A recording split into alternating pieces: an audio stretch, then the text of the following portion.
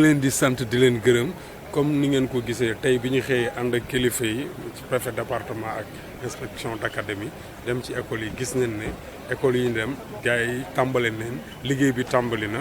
comme niñ ko waxee ubbi tey jàng tey jëmmal nañ ko fii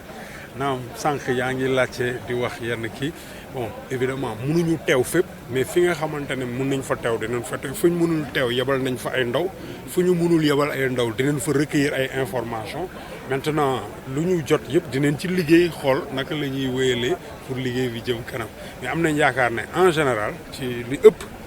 njàng mi door na tey fii ci Thiès. Monsieur, pouvez-vous vous présenter? Je m'appelle Arfan Seck. Je suis l'inspecteur de l'éducation et de la formation de Thiès Ville. ma ne fi nga xam ne yebal ngeen fa ndaw bu fekkee gis nañ fa jafe-jafe est-ce que am ngeen benn dispositif pour jàppale ñooñu bu nekkee. waaw ci li ñu am ak ci li ñu mun. ak li nga xamante ne yoon daf ñu ko jox. te mu nekk suñu ay prérogatives ak suñu ay attributions. dañuy taxaw parce que ñun li ñu tax a jóg mooy école yi dox école yi jàng mi jëm kanam. donc loolu moom mooy suñu yiite guddi ak bëccëg ci la ñu nekk. incha allah dinañ ci wéyale ngir jàng mi jëm kanam. maa ngi sant waa communauté éducative yi ñu ngi dem nañu Fandène public ak Fandène privé ci Thiès département mais gis nañu avec préfet avec communauté partenaire de l'éducation que njàng bi commencé na tey dugg nañ ci biir classe fekk nañ fa sax benn maître boo xam ne commencé na jàngale gis nañu bind yi ci tableau bi yëpp commencé na. département bi tamit boo demee Tivaouane nee nga district yi woo nga leen ba nekk nii yëpp même mbir mi lañ fi mel. pas Tivaouane mais c'est Thiès département on a 5 districts.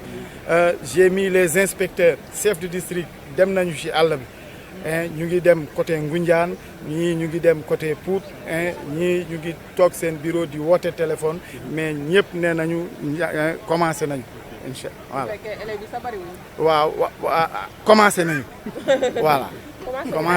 commencé nañu démarré nañu waaw mais lépp day ñëw. nga mel ni tey yéen a ngi woon ci l'école yi ubbi tey jàng tey mën nañoo jàpp ni am na Thiès. waaw mën nañ ko jàpp ci kaw ni fépp fu ñu dem tey doon saytu loolu doon xool loolu gis nañ fa li tax ñu mun a wax loolu gis nañ ne. école yi ubbi nañ jàngalekat yi ñu nga fa li ëpp ci élèves yi tamit ñu nga fa ci ñi ñu visité li ñuy jot a dégg tamit ci yeneen écoles yi ci dëkk bi may na ñu mun a wax loolu donte nag kenn du mun a miim ne am na ay jafe-jafe am na ba tey parents yu nga xam ne wala boog élèves yu nga xam ne demaguñ ca école ya wande ñun li ñu waroon mooy ñu jël sunu matuwaay yëpp ak ñi ñu ko seqal mooy ñi yore njàng mi fii ci dëkk bi IEF département IEF ville IA ak ñoom ñi ñu àndal communauté bi ñu jël matuwaay yëpp ba nga xam ne bésu tey bii école yi dinañ pare pour dalal élèves yi te loolu gis nañ ko fépp fu ñu dem gis nañ tamit dugg nañ ci classe yi gis nañ maîtres yi tàmbali nañ di jàngale am na classe yu nga xam ne dafa fees am na classe yu nga xam ne la fa nekk xëy na genn wàllu classe ba la mais li ñu wax rek mooy lu ci munti am nañu tàmbali ñeneen ñi xëy na dinañ ñëw dabe si mais dinañ tàmbali tey fii ci lycée bu Malick Sy bi ñu ñëwee gis nañ dégg ngeen ko léegi professeur mathématique bu ne moom def na cours tey 8 heures ba 10 heures naka noonu yeneen ay collègues am donte am na xeetu jafe-jafe yu fi juddu démb ci guddi te taw bi ak ngelaw bu bëri bi fi am bi indi ko ñoom ñu xëyoon nekk ci di defaraat la nga xam ne defaroon nañ ko ba pare sax donc am nañ yaakaar ne njàng mi moom tàmbali na. tàmbali na taw yooyu sax dégâts yi ñu indi Thiès lan ak lan la. bëri na lool dégâts yu taw bi ci ngelaw bi surtout ak taw bi def démb ci guddi fii ci Thiès bokk na ci am na kenn ku ci bakkanam rot foofu ci service bu commerce am na soxna soo xam ne ngelaw mi moo fàq garab gi mu daanu ci kaw bâtiment am ba mu doon fanaan yàlla dogal bakkanam rot ci démb ci guddi loolu xew na fii ak yeneen mais lu ci nekk rek jël nañ matuwaay yi ñu waroon jël yëpp ba def lañ ca waroon a def pour que ñu soulager population yi. poteau électrique yi daan yi nag. mooy li ma wax bu ci nekk rek jël nañ matuwaay yi poteau électrique yi li ñu njëkk a def mooy déjà isoler foofu noonu yëpp di nga gis ne poteau bi daanu na fil ba mu nga fa jumtuwaay yi nga war a ñëwee pour yëkkati ko yegseegul waaye nga sécuriser zone bi isoler fil bi ba du lore donc loolu moom lu am la naka noonu portigu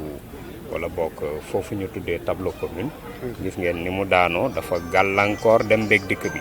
benn oto mënutoon dem benn mënutoon daanaka sapeur yi ci lañ fanaan biig ak naka noonu feneen ak feneen bëri na ay dégâts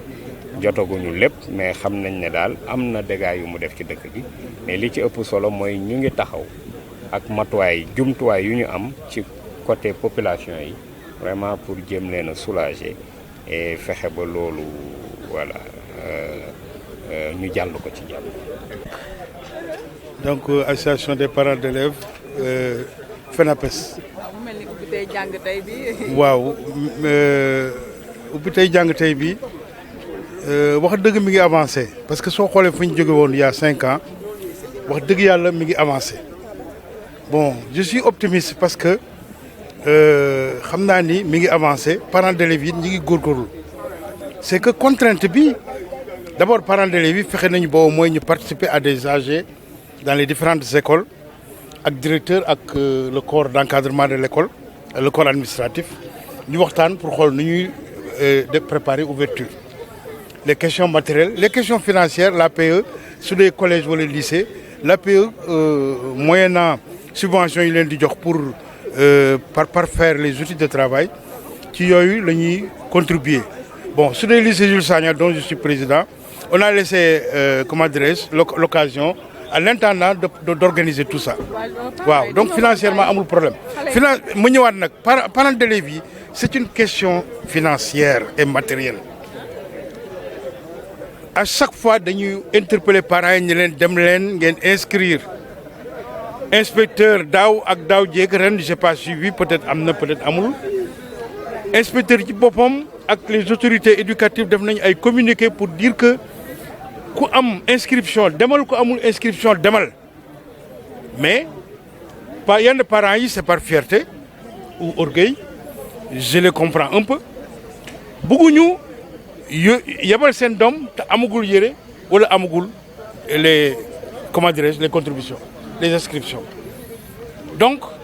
ni inscription tombée du mois ouverture tombée ak fin du mois am na lu ko xaw pénaliser bokk na ci nit ñi ñu bare fayeeko guñu ñi fayeku soo deful nànk déjà la ñu fayeku woon jeex na à cause des contraintes sociales donc lii man mënu ma woon xaar en 1 année 2 années 3 années mu am solution moo tax ma ni ça évolue quand même. mais dañoo war a libérer xale yi daal. ñi ngi jéem lu ñu mun libération yi évidemment am na ñu am besoin de grands enfants bon les parents n'ont plus tellement d'emprise ça il faut le reconnaître mais le gros des gens yi nga xam ne moo tax ñuy wax mooy collège élémentaire et moyen yooyu pratiquement moo gën a nekk majorité bi maintenant les grands élèves des lycées bon c'est un peu moins facile mais quoi qu'il en soit fi nga xam ne foofu la ñuy ëpp implantation mooy les collèges l'élémentaire mooy nit ñi dañuy amagul ay moyens pour yebal seeni doom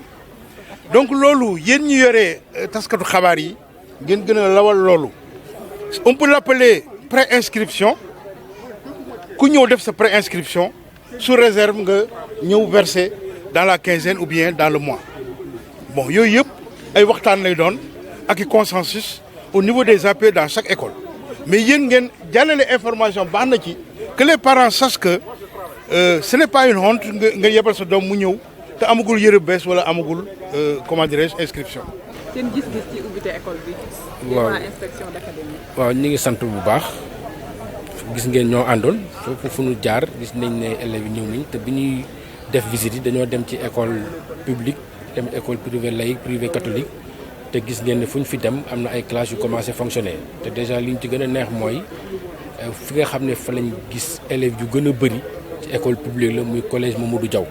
déjà principal sax mi ngi naan ma démb la jot liste orientée 6e bi te tey gis ngeen bi ñu duggee ci classe 6e bi pratiquement dafa fees ba xale yi pratiquement toog nañ sax à 3 pour vous dire que parents yi ñu doon sensibilisation bi jàll na ba tax na ñoom ñëpp yabal nañ seen i xale ñu ñëw ci école yi et que tey jii fi ma taxaw wax à Thiès on peut dire que en tout cas si on a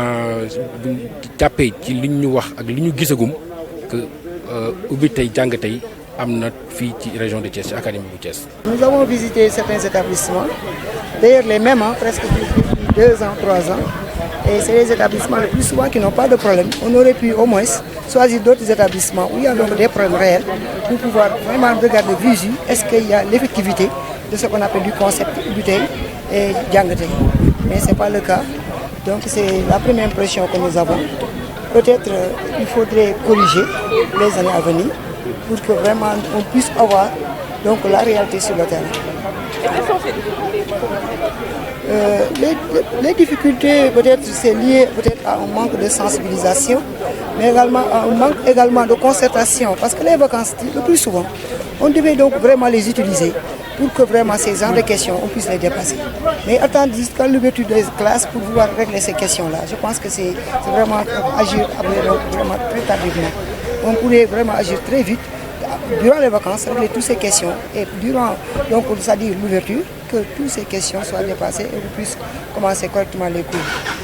Alors quel est votre avis sur les grèves qui planent sur l'année scolaire? Voilà, donc cette année scolaire, en tout cas en tant que responsable du G6, nous, en ce qui nous concerne,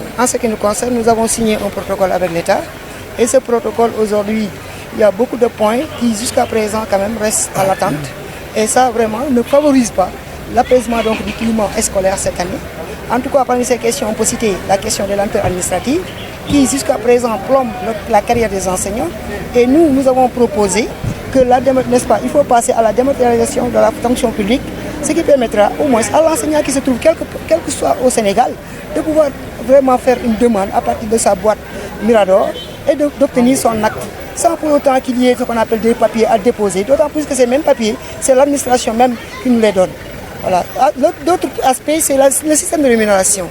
L'étude a été faite et vraiment des propositions des recommandations ont été faites au président de la République à travers ce qu'on appelle le cabinet Afrique, MG Afrique, et également donc je pense bien l'IGE, l'inspection générale de l'État, qui ont donné donc des recommandations très fortes au monsieur le président de la République. Il ne reste qu'en fait une volonté politique affichée. Parce que lui-même nous a reçus, c'est lui et également au niveau avec ce qu'on appelle son premier ministre. Il avait dit qu'il ne peut pas, n'est-ce pas, voir une fonction publique